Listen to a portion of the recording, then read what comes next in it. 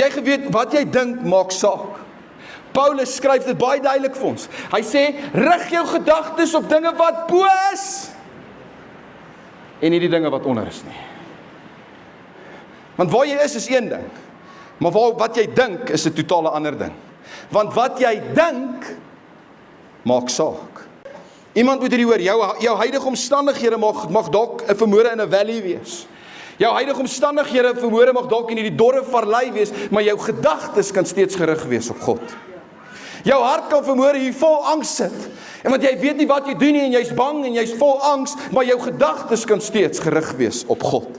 Jou siel kan vermoere hier sit vol pyn en seer, maar jou gedagtes kan gerig wees op God.